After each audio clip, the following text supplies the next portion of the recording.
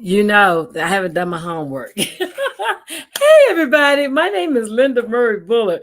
They call me the business plug. And as long as you see this little short intro right here, you know I haven't done what I'm supposed to be doing. I'm supposed to make that whole 1 minute thing. And I haven't thought about it. And every time I come on here, I'll be thinking, oh, I got to do that. I will get it done today. In fact, I'm going to say, Alexa, remind me to do my intro at 5 o'clock tomorrow. So that way I'll have it done. Because things are going and going and going. Or in the afternoon. In the afternoon. Okay, I'll remind you tomorrow at 5 p.m. I'm going to get it done. I am going to get it done. But welcome everyone to the Business Plugs Mixer. My name is Linda Murray Bullard. They call me the Business Plug. And I'm here to plug you in to my number one NASDAQ mentor. You are going to get... She is beautiful. She is beautiful. She's like, we talk like sisters, honey. We talk. We've been enjoying our relationship. I've been on her show, and this is me her being on mine. And I want you to ask questions. Go ahead and like and share and subscribe. Hit the bells to make sure you find out when the Business Plugs Mixer come on. This is business conversations by business people for business people. And so my goal is to uplift you, for you to learn something new, for you to think about some things. And so this is how we do it. We do it on the Business Plugs Mixer. Every Sunday, I say every Sunday, comes on Sundays at 7. Not every Sunday, but Sundays at 7 is where we bring fabulous people on, like my guest today. Before I introduce her, before I let her in, I want to tell you two things. The two things that keeps me out of trouble with my team is I need to tell you that if you're looking for government contracts, I'm helping businesses find government contracts. But before you even start looking for the contracts, I'm helping you to prepare your business, position your business so that you can get government contracts, so that you can get more money flowing into your business consistently. So that's what we're doing, helping businesses find government contracting. Second to that, on October the 11th is Save the Date. If you have a business idea you've been sitting on, and you know something has been keeping in your nagging you need to start it. Well, guess what?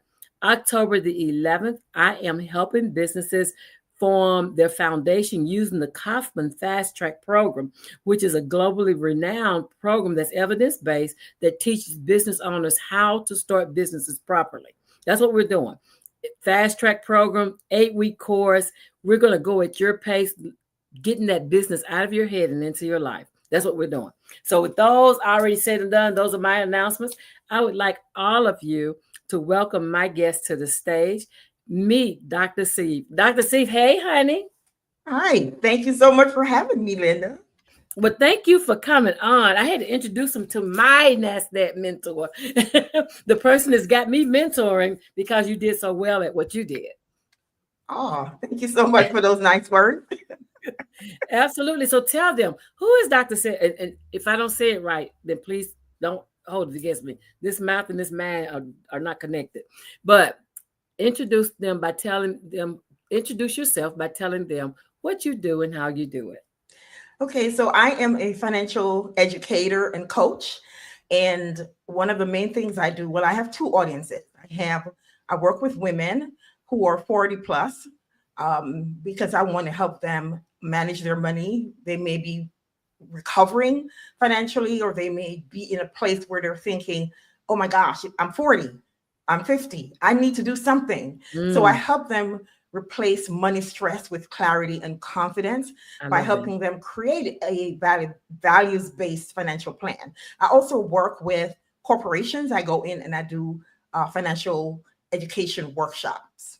Oh, wonderful. That is so needed. That is so. How did you get into this? How did you start doing this? I just had a natural affinity for money and talking about money.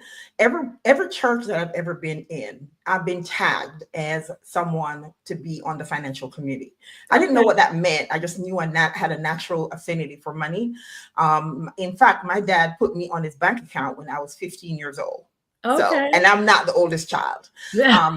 So I've just always had that bent towards money. And I actually ended up being an accountant in corporate America. One of my teachers told me, you need to be an actuary. I think that's what it's called. Yeah. Because you're so good with numbers. Mm. But anyway, I ended up, teaching personal finance at churches, whichever church I went to. And then when the pandemic hit, I started talking with people and realized, you know what, this could be a career. This could be something that I do intentionally.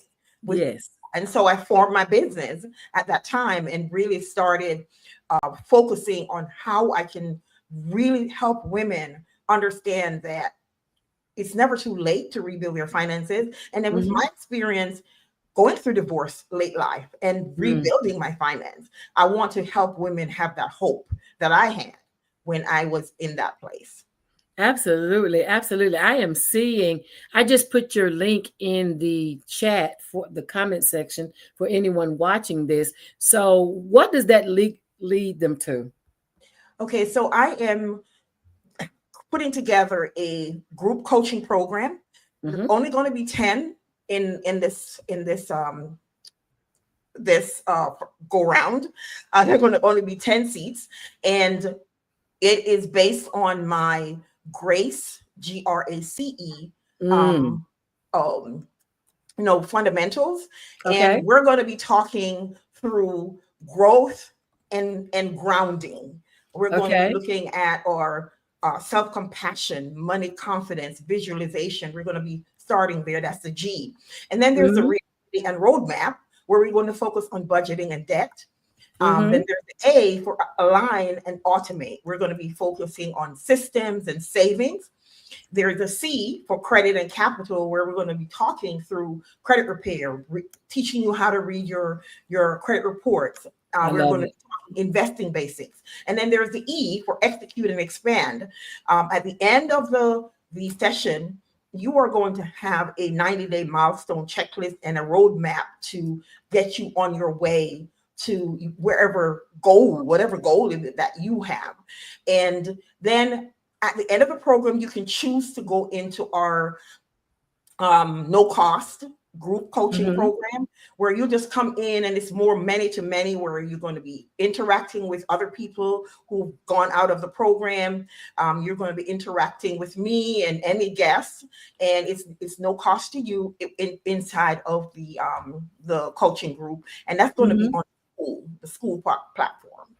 I love that. And so GRACE fundamentals, and I put those words in the chat so they can see them. So GRACE fundamentals is going to help people to get, because that's the thing, right? People aren't able to, like, they get the money, those that are getting money, but then what do you do with it, right? Yeah. Because I posted today about, getting a $600,000 contract doesn't mean you go shopping. Okay, let's talk about it. Okay.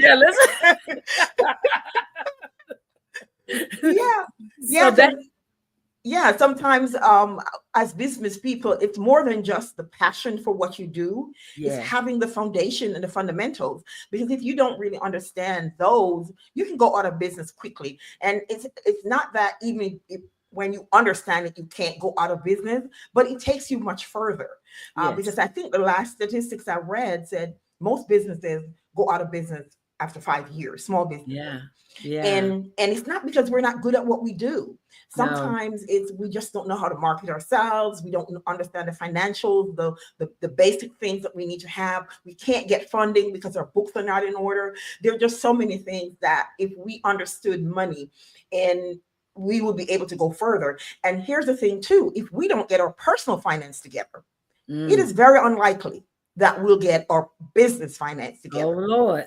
Okay? Yeah, absolutely. So it's very important that we understand the basics of money and the mindset that's driving our decisions around money is very, very key. Because understanding money and working with money, it's more than the numbers. Because how many times do we hear people say, well, if I had more money, I'll be able to do X, Y, Z. And then you get more money, but you're still in the same place. And you still need to do X, Y, Z. Yes. Or you say, if I won the lotto, I'll be able to do that. But how many lotto winners still have their money? to debt. 5 years. They said the maximum, the most people that win the lottery are broke in 5 years. Yes, yes. And that's because the fundamentals and the mindset hasn't changed. Because wherever you go, there you are. Absolutely. So not understanding the mindset. What caused me to spend the way I spend?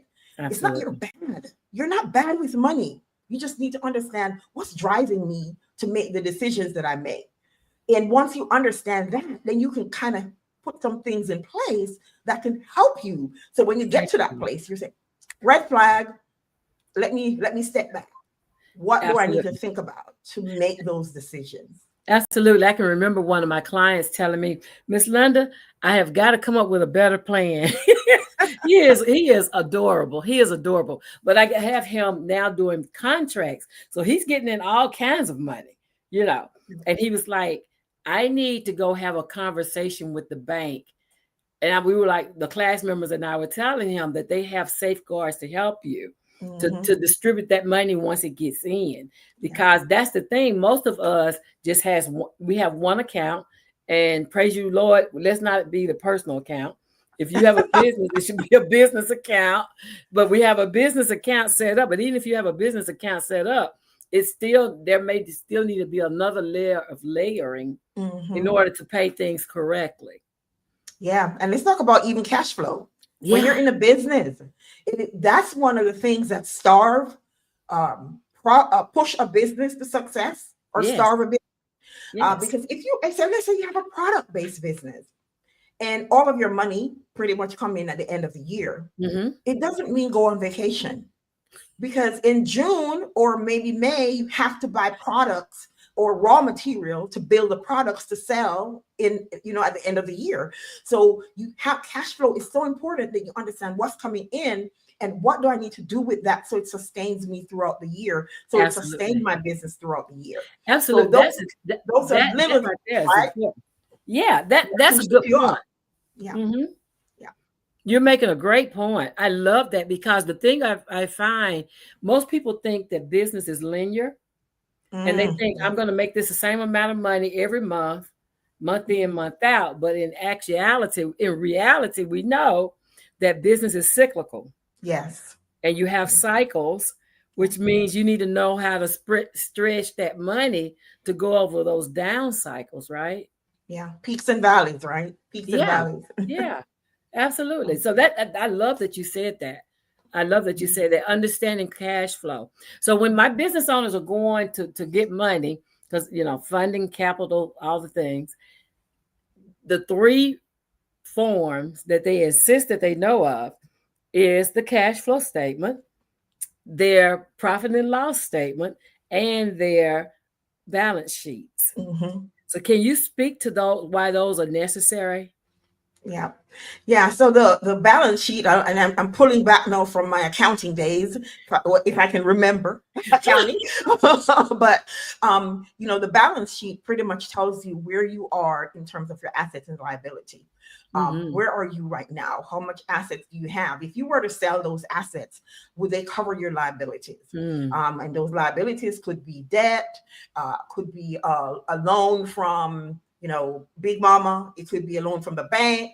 The assets could be your maybe some products that you have in the warehouse. It could be cash. It could be anything. So it really just tells you, what are my assets or what are my liabilities? And what was the other one you asked? And the other was the profit and loss statement. Yeah, the profit and loss statement really tells you how well did you do in whatever cycle. So it may be profit and loss for the month, it may be for the year, whatever period you're using to create your profit and loss statements. So it's telling you, this is the revenue I brought in, because a lot of people, when they make revenue, they think that's profit. It's not. So when you have revenue coming in, you're going to have some expenses that offset that revenue. And what's left is, it could be your loss or it could be your profit. And sometimes you see people on social media and they're talking about, oh, I'm a $7 million, $7 million business. Is it $7 million in profit or $7 million in revenue? That's it. And how much expense do you need to offset that revenue? Because it could be 7 million in revenue, but your expense is 6.999999 million. Exactly. So Exactly. it's not about how much you're making, is what's left over after you've paid the salaries, you paid for the the software, you've paid for the government fees, you paid for all those things. We have to make sure we're looking at those. And in doing that, we also need to look at our profit margin. Absolutely. Because even before we can get to the profit and loss statement, we need to look at our profit margin. Just because at Halloween or Thanksgiving or Christmas, everybody's selling and going on sale doesn't mean you need to, because your profit margins may not support that. Exactly. So you have to look at, what is the cost of my product? What does it cost to produce this? And there are lots of costs. There are fixed costs, there's variable costs, all those costs go into that. And then if I sell this, because it cost me $10, if I sell it at $15, can I live on $5? Can my business continue with the difference, which is $5? So all those things are things we need to consider as we're looking at our businesses. I love that. And I thank you for explaining that to us, because a lot of times most businesses just want to sell something. They don't want to know. They don't want to get that deep in the weeds when it comes to financials, but it's the blood to their business, right? Yeah. Some people, they're good at something and they just I don't want to know. People tell me that. I really want to know the numbers. I'm good at this. I'll let somebody else handle the numbers. Well, you don't have to get into the weeds of the numbers, but you need to know your numbers. And here's why. Read the paper. How many people, the buck stopped here with me as a business owner? Exactly. And how many business owners are in trouble legally because they didn't want to know the numbers? So it helps that we know what it is that is on our books. And even if we don't understand it fully, ask lots of questions and know enough to understand if your business, is my business protected? Am I in red territory? Am I a threat? Is the IRS going to come into my business? All those things, to consider those things, know enough to be able to protect your business. Absolutely. Because the thing about it is, at the end of that tax form, your signature is saying, I am responsible for this. Yes. You're agreeing that this is you and it's true and it's everything on it. You're saying by signing that this all the statements are true, even if you don't know. And that's the thing is, I think the first year or two, people need to actually do their own accounting just so they can become familiar. Yes. All the different, because a lot of times people are like, well, my cousin will handle it. And you'll look in the news and you'll see where celebrities' cousins and this person and their friends and whatever was the accountant. But now it's time. Where's Wesley Snipes? Go ask Wesley. Like, what happened to your taxes? Well, my cousin, my this, my that. So I think the onus is on business owners, that you have to govern yourself when it comes to your finances. You need to know at least enough to understand what those 3 reports say. Yeah. And going back to even personal finance, if we look at those studies, studies show that 42% of Americans don't have an emergency savings fund. And 40% couldn't cover a $1,000 unexpected expense with cash or savings. And that's from a study done by US News World Report. So that shows that there's some missing pieces, and there are missing gaps in our money puzzle, right? And that's one of the things I do as a personal finance educator and coach, is I help clients identify what those missing pieces are. What are those missing gaps? And so I can help them build a strong plan to move forward. And you know what? Moving forward doesn't mean that all of a sudden everything is going to be okay. For some people, moving forward may mean 5 years. For some, 2 years, for some, maybe a few months. But the fact is, understanding where the gaps are, what are the puzzles, what are the pieces of the puzzle that's missing? And then how can I put that together? Do I have a plan to do that and work with that? And then accountability to continue to stay forward. Because if you look at Google, you have lots of information on Google. Absolutely. There's a whole plethora of information on the internet. Talk about ChatGPT and all of those. You can go on there and find things. Right. But what makes you stay accountable?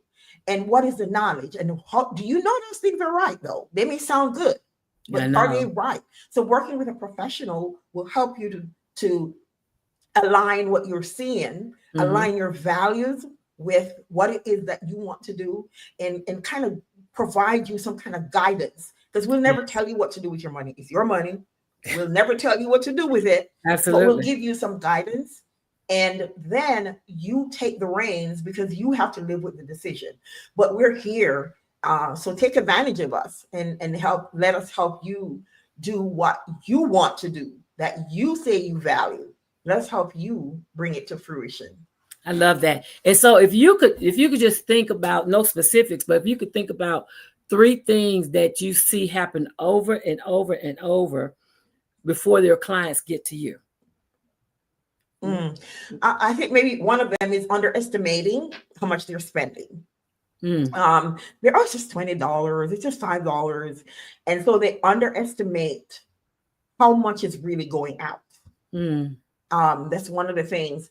I think another thing is fear mm. of, if I confront my numbers, then I'm going to have to do something about it.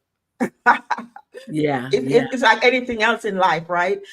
There are certain things that we don't want to confront because then we have to put in the work, and we may not be mentally we may not get the space to do the yes. work. So we don't want to face that. And you said three things. Hmm. I would say maybe another thing is that people have more money than they think they do. Mm, They're always You can always find leaks. You can always find holes in your budget, in your spending, because again, it goes back to that underestimating hmm. what's coming in, what's going out.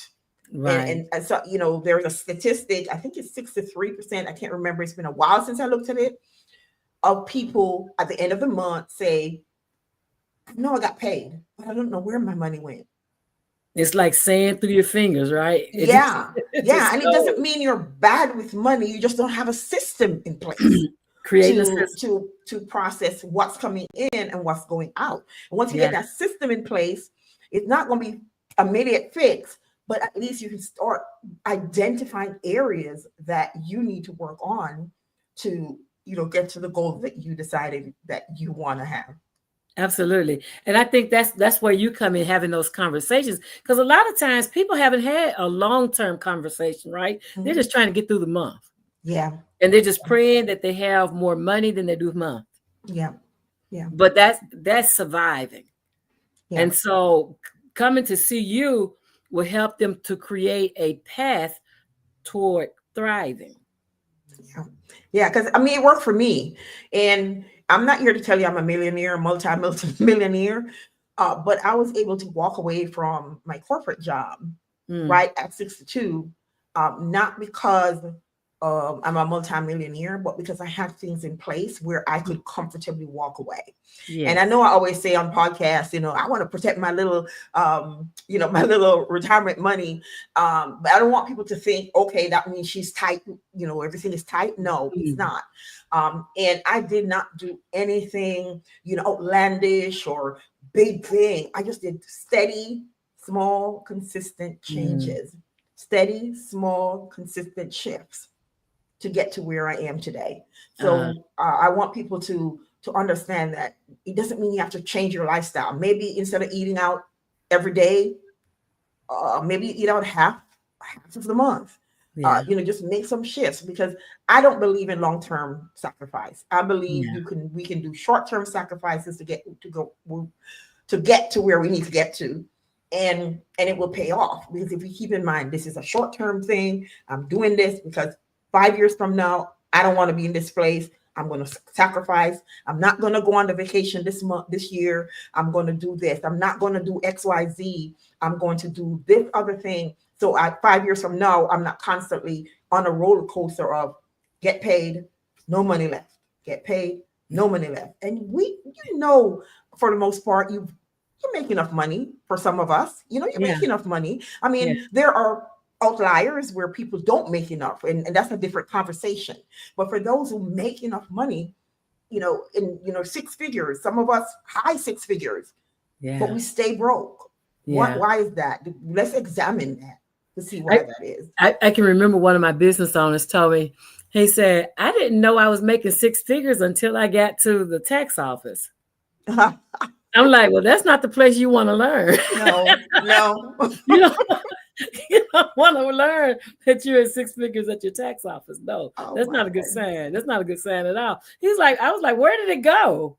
Because he didn't have a system in place, right? Yeah, and that's easy to happen, and I don't want people to take that as bashing or shaming or any of that. I just want you to realize the things that can trip us up and understand that, okay, I've identified that this is the thing that trips me up. Now, what do I do about it? Absolutely. And get a plan in place to address that. And I think that's the thing, because a lot of business owners that I know get the money, spend the money, get the money, spend the money, get the money, spend the money.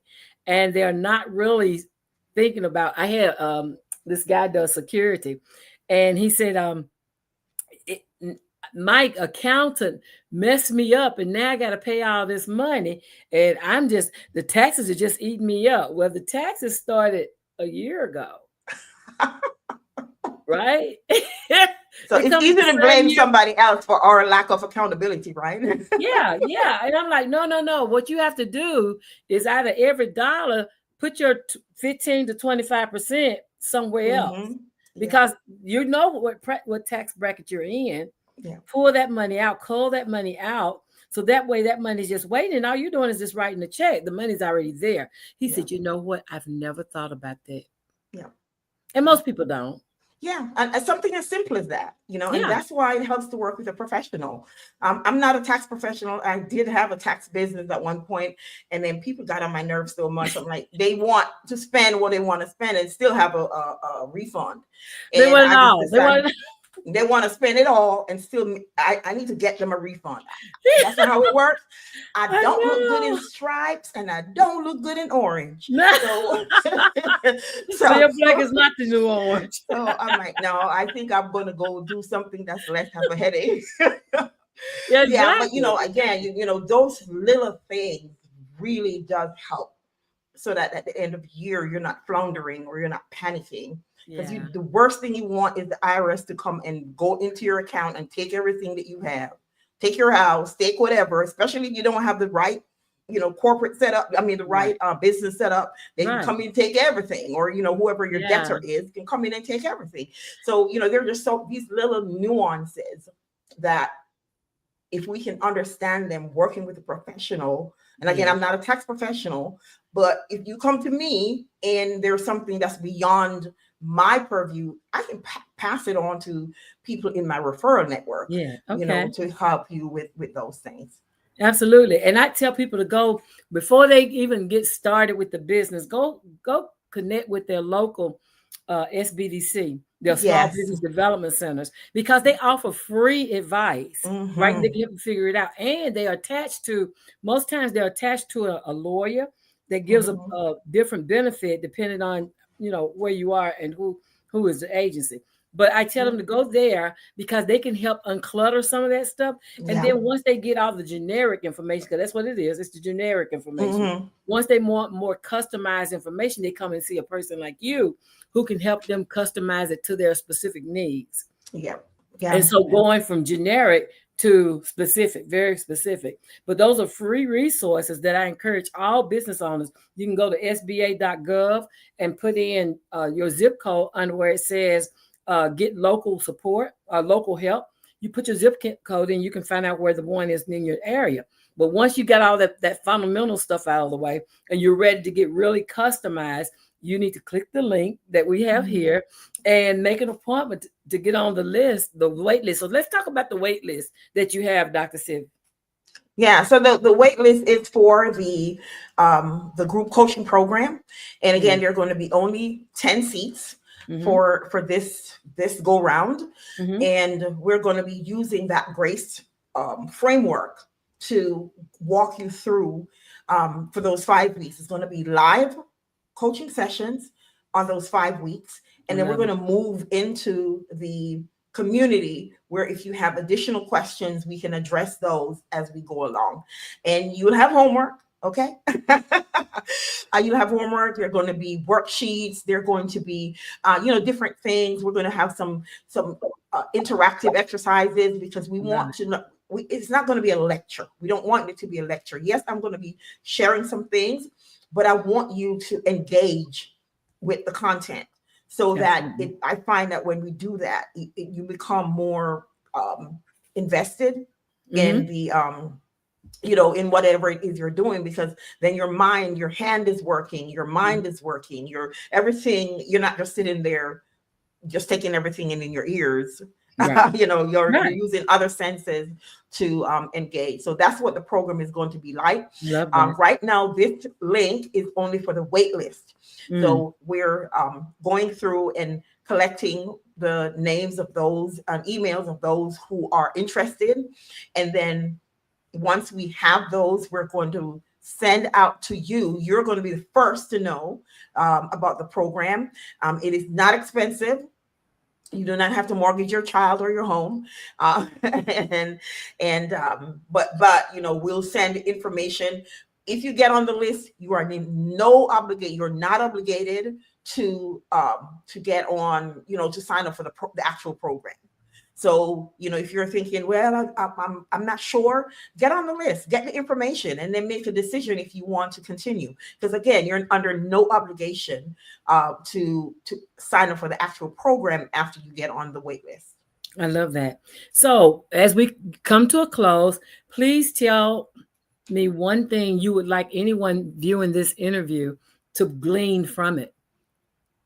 Oh, so much. I think I want people to understand that shaming and blaming has no place in your financial picture. A lot of us, we buy things, we regret that we bought it, and we feel ashamed. And, if you feel ashamed, you feel ashamed. That's your feeling. You feel what you feel. But I would encourage you to turn that shame into something else. Turn that shame into action. Because I don't want you to feel ashamed. There's none of us go through life without making financial mistakes. Absolutely. Okay, none of us. So I want you to turn that shame into something more productive, because what shame does, it keeps our mouths closed, and we don't share because we feel like people will judge us if we talk about the fact that we spend $5,000 on something and know we can't pay our rent or our mortgage. Yes. So that shame bounds us, and so talk about it. Find somebody who you can talk with about, I made this thing. Maybe you can reverse it. Yeah. And even if you can't reverse it, what are some things that you can do to recover? So I don't want you to allow shame and regret to keep you bound.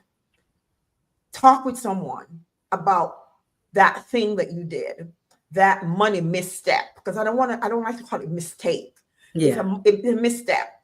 Yes. So now how can we correct that? So I would encourage anybody who's listening to know that you're not alone. There are hundreds of thousands of millions, I would dare say, who are in the same position that you're in. So there's no reason to bury your head in shame. I'll share this too. The statistics is growing for the number of people who are committing suicide because they are in debt.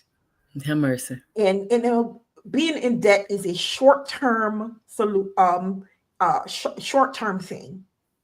So I don't want you to make a long-term decision based on a short-term position. Absolutely. So, there's just so much I want to share with you guys. I mean, I hope you hear my heart and the passion that I have to help us really understand our money and understand the power that we have if we understand how our story, our mindset, the things we were told, and the names we were called, and what we saw our parents doing, what the movies tell us, how that impact how we manage our money. And all of that can be reversed. Is it easy? Maybe not, because it depends on what it is. So I want you to have hope that it is possible to reverse wherever you are. Absolutely. I agree. I could not agree more. Thank you so much for that. Thank you and if you are thinking of, if you have suicidal thoughts and you need some help, you talk to somebody, you can dial 988. That is the suicide hotline, and there will be someone there to talk to you. It is a temporary problem if you're in debt. it doesn't last for long. They say that the majority of people who are in debt will be out of it once they put the things in place to work their way out of it. Is the majority of them are actually 18 months at most able to get out of it. So it's a temporary situation. Contact her if you would like her to support you in getting your guidance and getting your plan together. And also, if you would like to attend the October 11th class, I just put the link in there for that. And at this time, we're going to close. But my name is Linda Murray Bullard. They call me the business plug. You've just plugged into real money talk. Like she told you as plainly as she could, how you can get your money situation back on point. So go ahead and click on the link where her name is, make the appointment to get on the wait list, and then follow her. She's on all the popular website, social media sites. Follow her on LinkedIn. I know she's over there. She's on Facebook. I know she's over there. So follow her and connect with her and let her know you saw this interview. And until next Sunday, 7 p.m. Eastern Time, my name is Linda Murray Bullard. They call me the business plug, and I'll see you then. Have a great week, everyone.